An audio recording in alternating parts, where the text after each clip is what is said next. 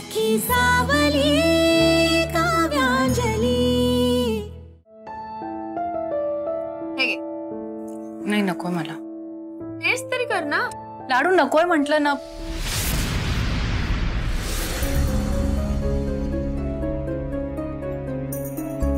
अक्का काय झालंय?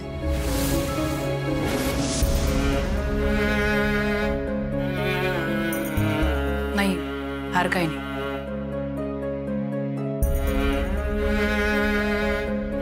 अक्का काय झालं सांग ना मला। तू आत्ताही खात नाहीयेस, तुझा चेहरा बघ कसा उतरलाय, खूप अस्वस्थ वाटतेस तू। मला सांग काय झालं? काही नाही लाडू, मी म्हंटल ना काही नाही। असं कसं काही नाही? नक्कीच काहीतरी झालं। अक्काई आपलं ठरलं होतं ना की आपण एकमेकींपासून काहीही लपवणार नाही आहोत। मग सांग ना मला प्लीज, काय झालं? ठीक आहे, हे तुला सांगणं योग्य आहे की नाही हे मला माहित नाही, पण जे घडलंय ते तुला कळायलाच हवं लाडू। मी विश्वजितना डिवोर्स द्यायचा विचार करते।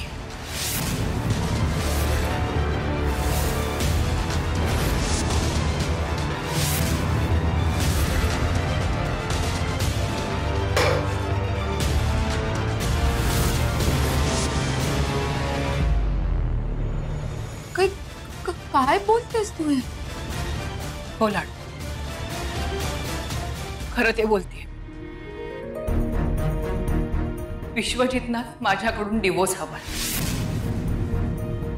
मी काल त्यांना भेटायला गेले होते तेव्हा त्यांनी मला हे सांगितलं। पण तू त्यांना भेटायलाच कशाला गेली होतीस? अगं ती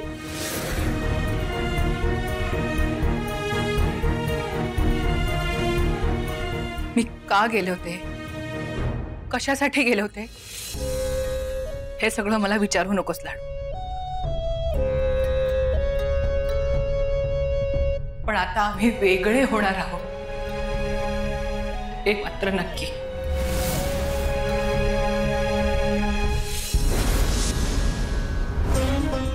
काही राजू आणि निमिषचा काय?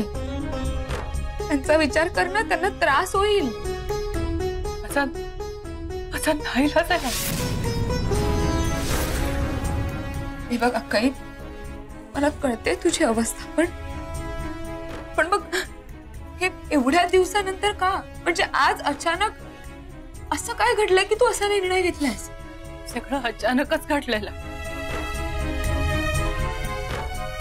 अचानकच घडलं।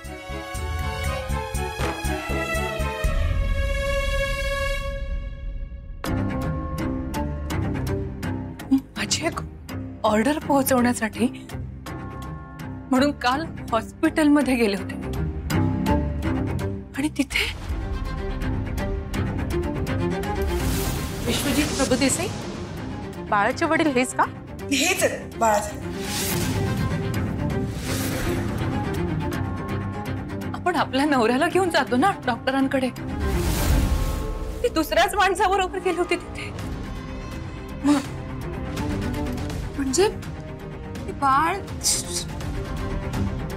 श्रेष्ठाने भाऊजींना फसवलंय? अक्काई म्हणजे भाऊजी निर्दोष आहेत? निर्दोष? तुला खरंच असं वाटतं लाडू की विश्वजित निर्दोष आहे? मान्य, श्रेष्ठाच्या पोटातलं बाळ त्यांचं नाहीये, तिने त्यांना फसवलंही असेल,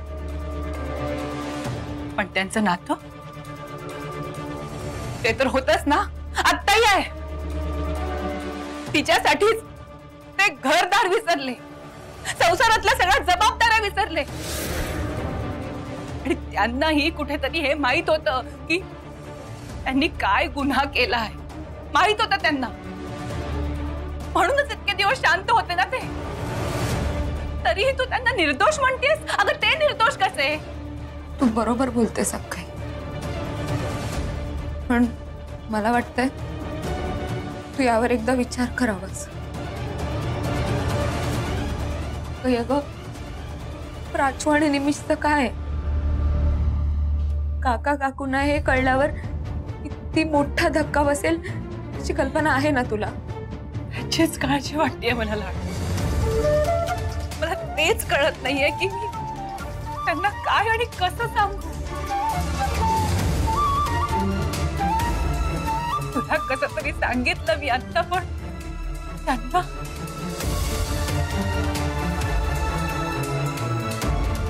पण नाही.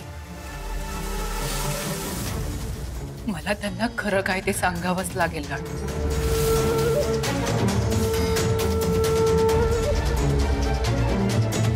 आजच बोलेन मी त्यांच्याशी. मी माझा घटस्फोटाचा निर्णय बदलणार नाही.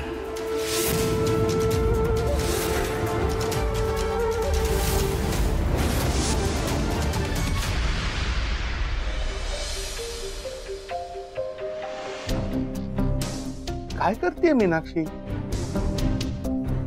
कशासाठी?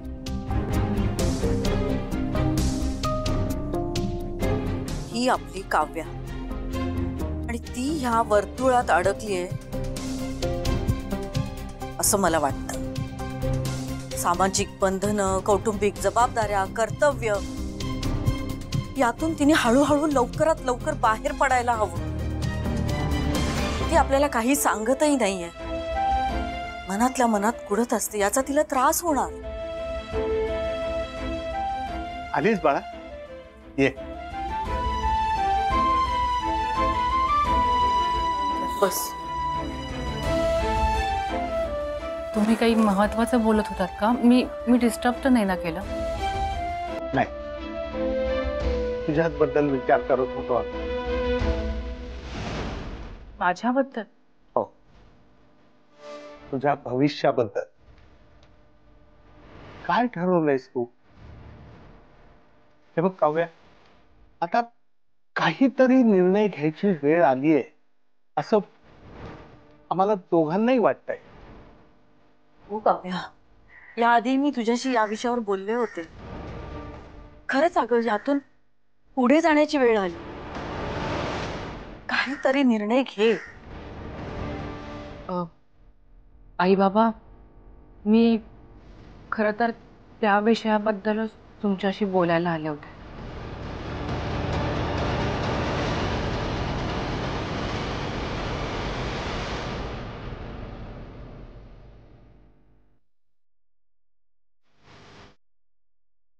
मी विश्वजितना घटस्फोट देण्याचा निर्णय घेतला.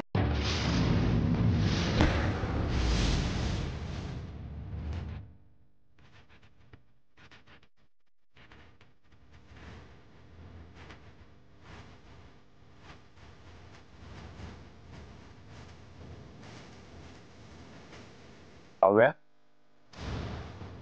अगं हा असा निर्णय घेणं खूप कठीण आहे. तुला त्रास झाला असेल, आम्हालाही झाला, पण आम्ही मनाची तयारी केली. हेच ठीक आहे. आम्हालाही असंच वाटतंय.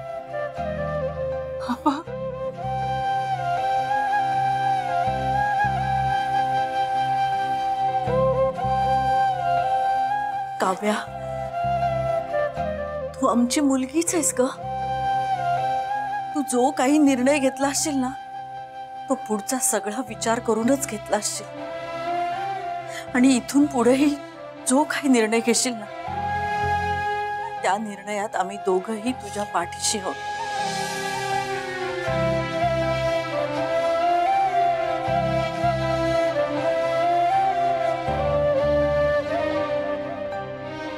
विश्वजितशी काही बोलणं झालंय का तुझं?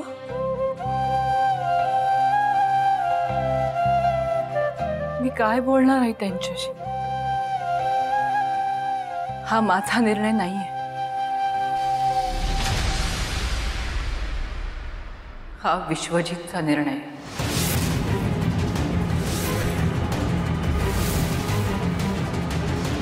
काय? त्यांनाच माझ्याकडून घटस्फोट हवाय.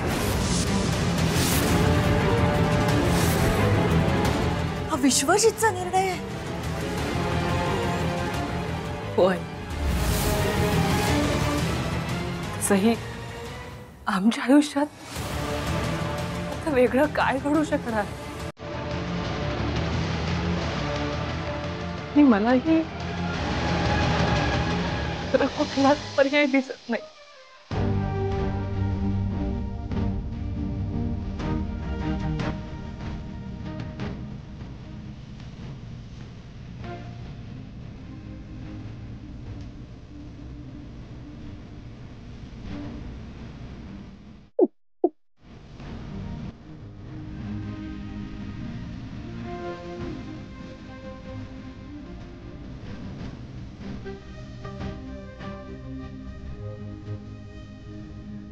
आई, बाबा, आणखीन एक अशी गोष्ट आहे जी जी तुम्हा दोघांना माहिती असायला हवी असं मला वाटतं. ते श्रेष्ठाबद्दल आहे. काय ऐकायचंय तिच्याबद्दल? ह्या सगळ्या समस्यांचं मूळ तर तीच आहे ना. तिच्यामुळेच तर तुमचा संसार मोडलाय. हो आई, बरोबर आहे तुमचं, पण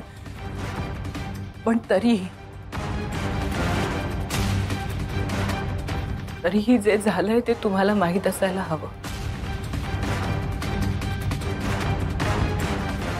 श्रेष्ठाच्या पोटात जे बाळ आहे त्याचे वडील विश्वजित नाही.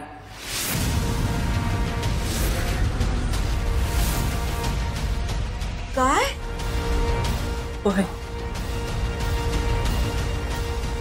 त्या डॉक्टरांची ऑर्डर द्यायला मी हॉस्पिटलमध्ये गेले होते का, आणि तिथे त्या नर्सला श्रेष्ठा स्वतः हे सगळं सांगत होती.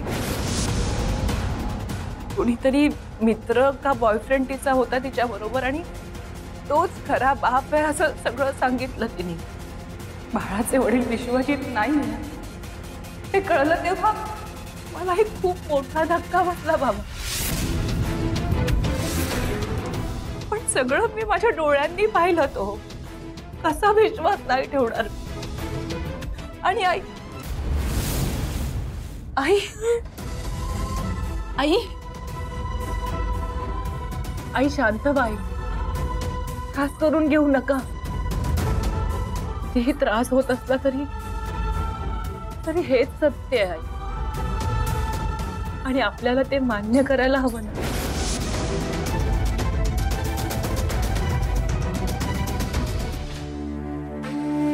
आई, आयुष्यातल्या प्रत्येक अडचणीमध्ये तुम्ही आणि बाबांनी माझी साथ दिली आहे. खंबीरपणे माझ्या पाठीशी उभे राहिला. माझ्यासाठी तुम्हा दोघांचा पाठिंबा खूप महत्वाचा आहे.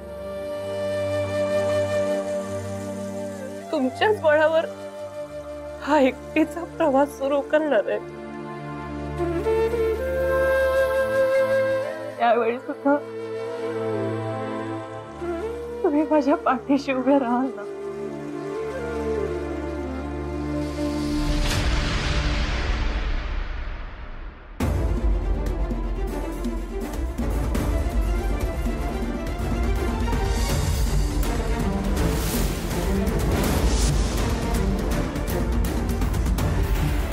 आई, आई, आई, आई.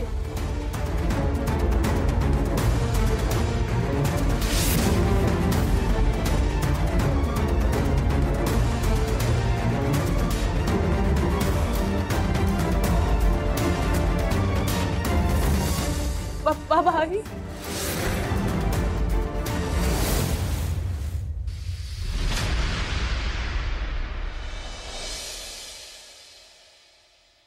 आईंना माझा निर्णय पटला नाहीये भाऊ. काय असेल आईंच्या मनात? पण हा निर्णय माझा नाहीच आहे. विश्वजितना नाही राहायचंय माझ्या बरोबर. मी तरी काय करू? नाही, माझं काहीच चुकत नाहीये, मला माहिती. मान्य आहे, मला एकटीला जगावं लागेल, पण माझी तयारी आहे. निदान माझी मुलं तरी माझ्या बरोबर असतात.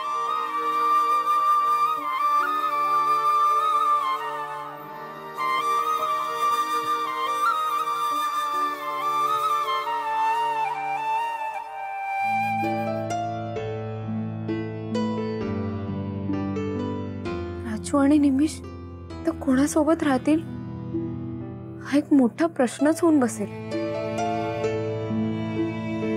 भाऊजींचा खूप जीव आहे दोघांवर, राजूवर तर खूपच. हा डिवोर्स एवढ्या सहज पार पडेल असं वाटतच नाही. पण असं का घडलं असेल अक्काई? लग्नाच्या वेळी तू किती स्वप्न बघितली असशील, किती आनंदी असशील, मग अशी वेळ का आलीये तुझ्यावर? आयुष्यात अशी वेळ का आली, कशी आली, यापेक्षाही मला आता ती निभावून घेऊन जावी लागणार आहे हे महत्वाचं. आणि काहीही झालं तरी माझा निर्णय ठाम आहे. मी तो बदलणार नाही.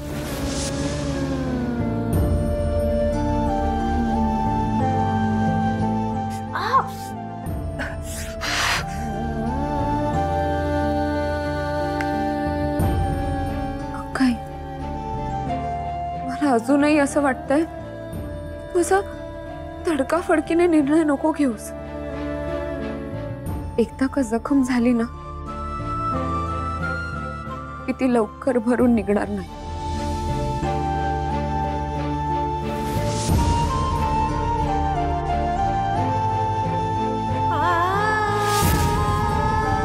मी विश्वजितना डिवोर्स द्यायचा विचार करते.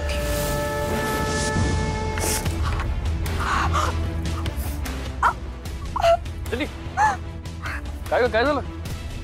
कापलं? बघू इकडे काय करते बघू.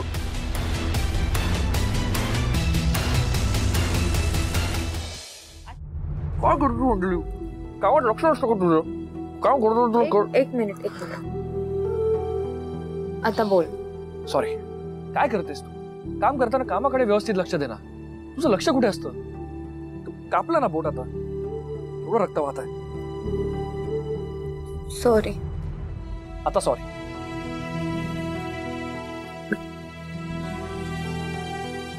बाब काय केलंस? एक मिनिट बघू. कानाला रक्त लागलं ना अंजली? तुला कळतं का?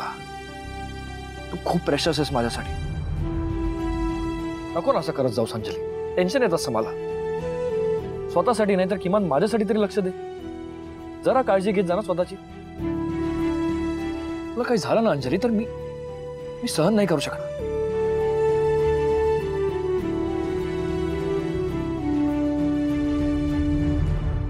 काय झालं? तुझ्याशी बोलतोय मी, तू रिॲक्ट पण नाही करतेस. काय झालंय? तू परत विचारात हरवलीस अंजली.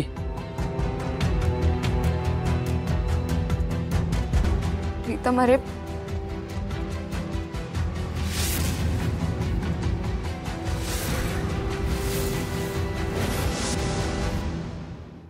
पुढचा प्रवास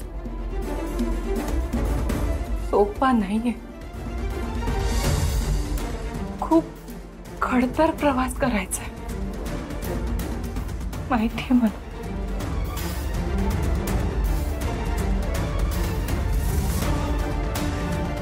तेही एकटीने जगावं लागणार.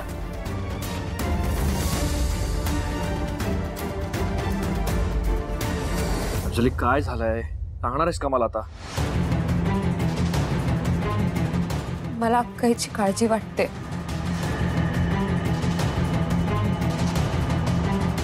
भाऊजींनी अक्काईकडून डिवोर्स मागितला.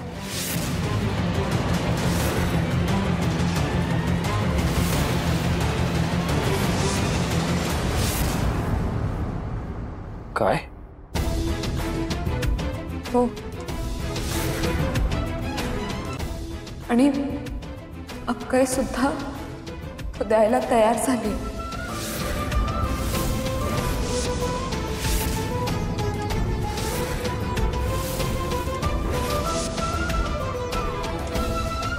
हे काय घडतंय दादा आणि वहिनीच्या आयुष्यात? असं नको व्हायला. काहीतरी करायला हवं.